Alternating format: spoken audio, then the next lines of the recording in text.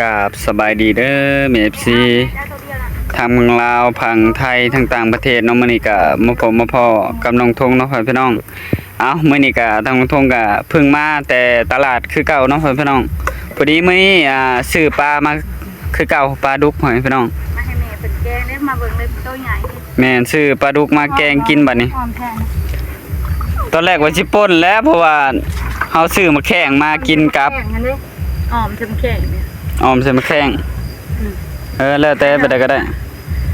สบายดีเด้อซื้อมาให้แม่เนาะทางน้องฟ้าก็กินบ่ได้ดอกกินหมี่เอาซื้อมา30,000เนาะได้4ต้นต้นนี้ก็เอาไว้กินขาบแรงไอ้ทงต้นกินขาบเลยขาบแรงแม่ต้นนี้ขาบ4ตัวใหญ่แล้วนะขาเกิน2เขาว่าเขาแถมให้ได้นี่4ตัวนี่แม่นบ่เขารุดให้ตอนนั้นรุดให้20 บาทบัดนี้อยากขอรุดน้ำเขาอีกเขาขายมักแตงน่ะหน่วย 5,000 หนูแพงเกินเห็นว่าก็ได้น้องวันนี้ใส่เกิบแม่จะเหยียบน้ำเหยียบยังคนก็เปิดเพลงหน่อยเถอะบ่เป็นหยังเนาะเพราะมันก็บ่ค่อยอันนั้นปานใดบ่ดังปานใดเนาะเพลงก็ได้โหอยากเต้นเลยน้องสาโหอันนี้ก็มาประสานเรื่องตูบอันนี้เนาะพี่น้องมาเฮ็ดให้มันแล้วเนาะแม่นมาต่อเติมตูบตัวเก่านี่แหละถ้าว่าจะไปตัดพื้นน่ะคันมื้ออื่นบ่ได้ไปตัดพื้นก็มาเฮ็ดตูบเฮาก็ได้เพราะว่ามื้อนี้ก็เฮ็ดอันนี้ก็ยันค่ำเติบอยู่เพราะว่ามันก็บ่ง่ายได้เห็นว่าก็ได้มันบ่ได้ง่ายได้ตูบนี่ก็เฮ็ดว่าน้อยเดียวนี่ก็บ่ได้ง่าย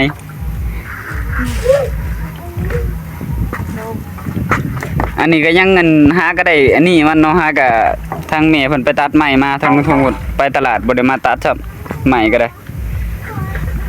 ทางแม่แล้วก็เราตัดใหม่มาเนาะ2คนตอนนี้เรากำลังต่อเติม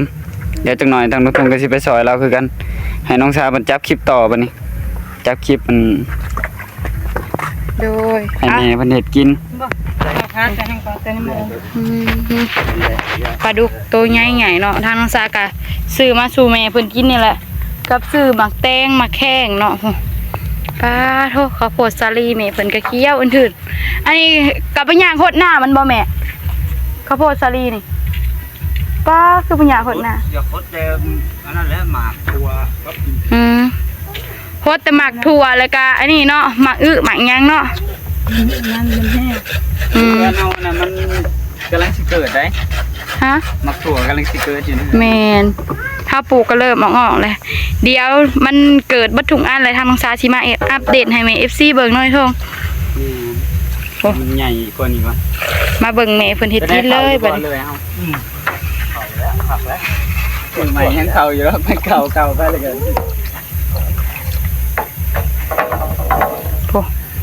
ปลาตัวใหญ่ใหญ่ทางแม่เพิ่นก็มานอนอยู่เตาถ่านเลยนะแม่เนาะมานอนกับน้องๆเพิ่นอยู่เตาถ่านเลยทางแม่เพิ่นก็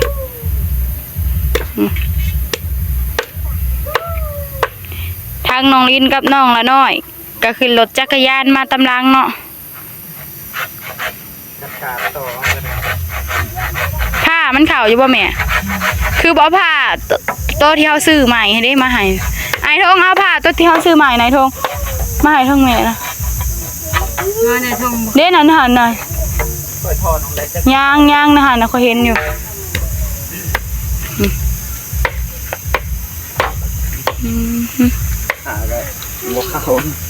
เมนผ้าตัวเขาซื้อใหม่กะเขายังบไดิพ้นเนาะ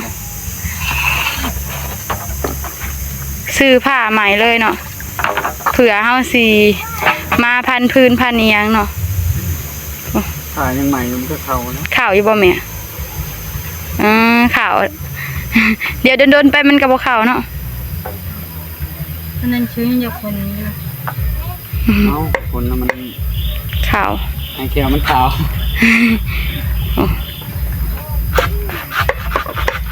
มาก็พอดีเห็ดอยู่เห็ดกินเลย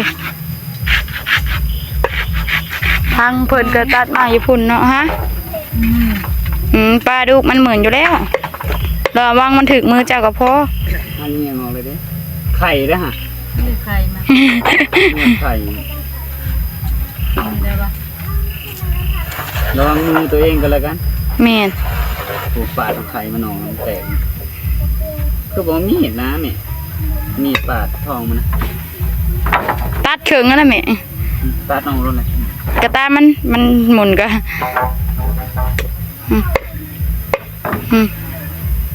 ไข่ปลาคือเป็นสีเขียวเนาะ ไข่ปลามันก็มีลายแบบเหมือนกัน ทางแม่เพิ่นสิอ้อมใส่มันแข็งเนาะทางน้องซาก็ลวกหมีกิน เจ้าบ่ซื้อแนวมากินตัวเองนำ ฮะ แนวกินตัวเองบ่ซื้อรถไปหากินหมี่แนวบ่มีเหือบ่มีแห้งอยู่นะ ไอ้ทงเป็นห่วงบ่ทงเฮ้อ อ้าวแสดงว่าบ่ได้กินนั่นบ่ได้กินนี่ โดยเด้อเดี๋ยวขยะยังเลยขอชีซื้อก็ได้ แต่บางอย่างก็บ่ได้ซื้อ เพราะว่าช่วงนี้เฮาก็มีค่าใช้จ่ายหลายเด้ หลายก็แนวตัวเองกินหน่อยบ่อยากซื้อเพิ่นว่าซั่น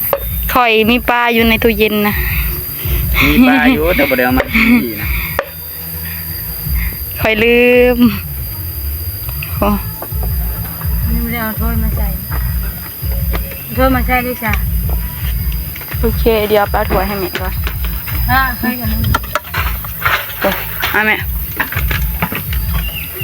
เอาถั่วให้ทางเมย์เพิ่น สิขึ้นไปต่อแล้ววะเดี๋ยวสิจัดนี่ มาสารต่อตูบแม่เนาะมันนี่กะโอ้แม่เพิ่นกำลังเฮ็ดกินให้สร้างกินเนาะเพิ่นหากะหยุดเวียกมื้อนี้กะเพราะว่าเพิ่นหาไปมื้อวานนี่มื้อนี้เพิ่นกะหยุดก็เลยได้มาสารต่อตูบทางแม่เพิ่นโอ้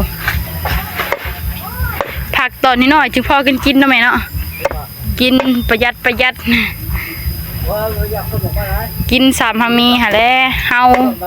ามีสำใดก็กินนำกันไปมาทุกมื้อก็สิซื้อของกินมาเนาะหรือว่าถือของกินมาอยู่เฮือนก็มีปลาอยู่ถือมาสู่แม่เพิ่นเนาะ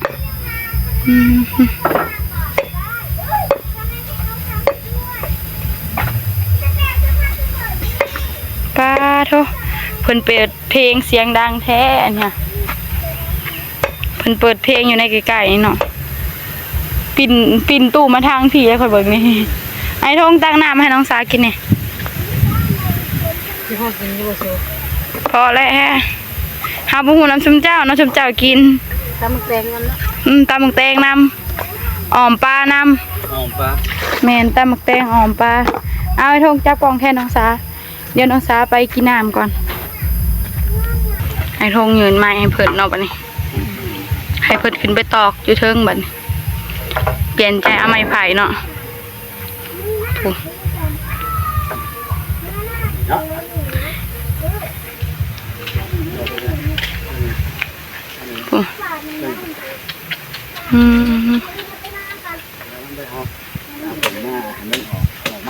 แม่นโอ้บรรยากาศเนาะป้าโทษห่มใหม่เต็มอยู่โอ้ข้าวโพดสาลีทางเมฆเพิ่นเนาะเคี้ยวตลอดอันนี้ก็เฮาว่ามีแบ่เข่าไปบ่แม่นะคือมีแนวกัดมันน่ะ อันเด้มันโหมันนั่นเข้าอันเด้ ซุปเข่าบองหัวนะป้าโทษแบกอะ มันป้อนโหเข้าหันแล้วมันก็ครับ แบกอะอันนั้นเนาะเขาได้ซื้อเนาะป่อนเขากับพวกป่อนหัวเขาไปกัดเนาะกัดหมักซาลี่ของแม่เนาะโอ้เลยเนาะมันกัดเนาะมันป่อนหัวเขาไปแล้วมันก็กัดโอ้ตัวนี้ก็มันก็กัดกินเนาะมันป่อนหัวเขาไปนี่เนาะมันก็กัดกินโอ้ทางสางเพิ่นก็ขึ้นไปเห็ดแล้วทางไอ้ทงเพิ่นก็อยู่พุ่นเนาะจับไม้ให้สางเพิ่นท้องผ่าคือสีครึมๆเนาะเบิ่งคือพ้นสิตกนี่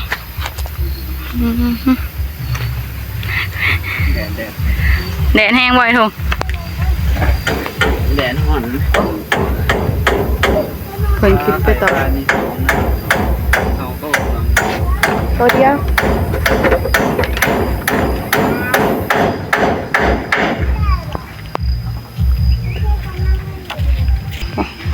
จับไม้ขึ้นไปเนาะซอยกันเห็ดตูบให้น้องๆเพิ่นได้ส้นห่มส้นอีหยังพอได้นางห่มเนาะ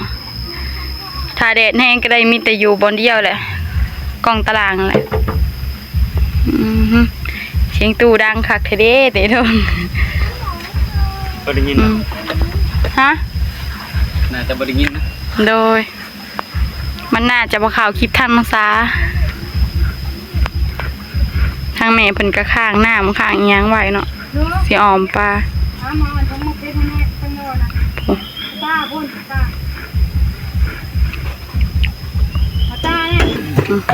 ไปยืนทำไมให้อีกตัวหนึ่งเนาะ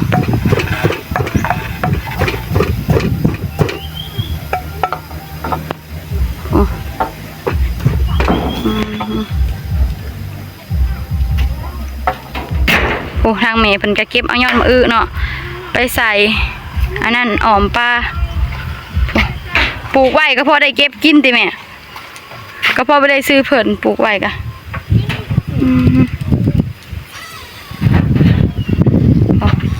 ยอดมะอื้อก็มีแต่ยอดอ้วมันเหี่ยวแดดเนาะยอดมะอื้อกะได้ไหมผู้ยอดพวกโทษเฮ็ดจังซี่หามป้าหยามมีแต่หยอดอ้วเลยตอนนี้กำลังเปลี่ยนไม้ใหม่เนาะตอนนั้นไปตัดไม้แล้วก็เปลี่ยนเอาไม้สร้างไพ่เป็นไงพูนเนาะทางนี้ก็มีเนาะหยอดมะอื้อปลูกหลายบ่อนแห้งแม่เพิ่นนี่ปลูกหลายบ่อนแห้งยอดมะอื้อกะพอได้เก็บกิน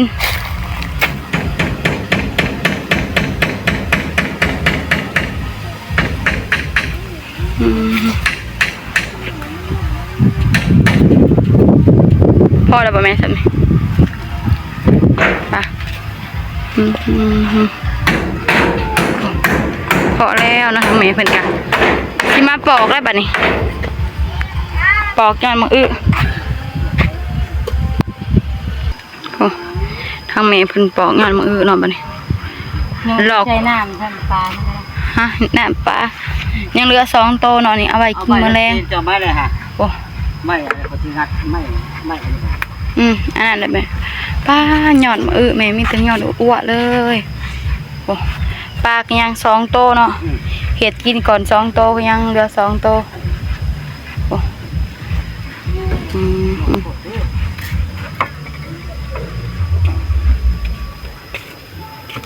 เอาตัวซีดีไง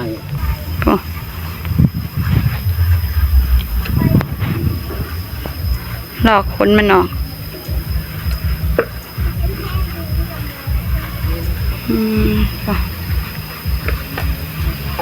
ให้ไอ้ทงยืนใหม่ให้เพิ่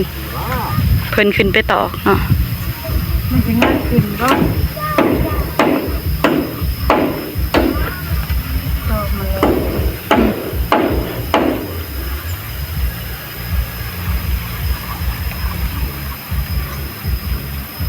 กล้องก็อยากขึ้นมืดในทางนี้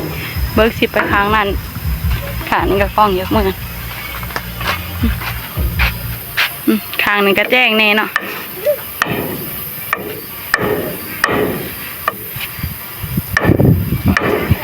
ตัดปลาเป็นตอนน้อยๆแน่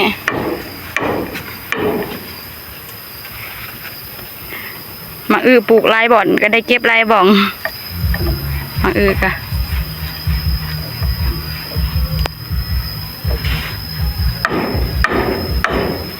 เพื่อนนะคะนั่นมันเลยใช้แร่มันฮดให้จะเกิดอยู่เพื่อนมันเหี่ยวไปแล้วหรือว่าใบเหลืองมาเลยอยู่เพื่อนน่ะ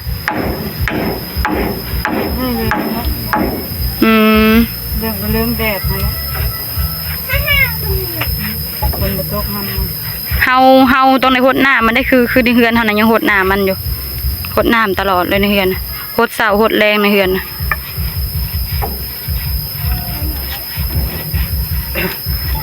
ถ้าเฮาบ่หดน้ามันแล้วมันเหลืองมันเหี่ยว เขามาจะเรียกมันทำเอาอย่างของบัวค่ะ โอ้ข้าวโพดสาลีแม่เนาะทางแม่เพิ่นก็เด็ดเรียบร้อยเพิ่นก็สิพาให้หมอโพดพุ่นเลยเนาะส่วนข้าวโพดน้อยๆแล้วก็มีเครื่องเครื่องหยังเนาะปู่ทางทงเพิ่นก็ยืนไม้ให้สร้างเนาะโดยอาบันทางน้องสาก็สิได้จบคลิปไปเพียงเท่านี้ไปพบพอกันในคลิปหน้าเด้อกราบขอบคุณทางแม่ FC เบิร์ดสุขุสุคนที่เบิ่งคลิปของน้องสาตั้งแต่ต้นจนจบที่บ่ข้ามโฆษณาทางน้องสาว่าผิดพลาดประการใดก็ต้องขอโทษขออภัยทางแม่ FC เบิร์ดสุขุสุคนทางน้องสาสิขอตัวลาไปเพียงเท่านี้ขอกล่าวคำว่าสบายดีบ๊ายบาย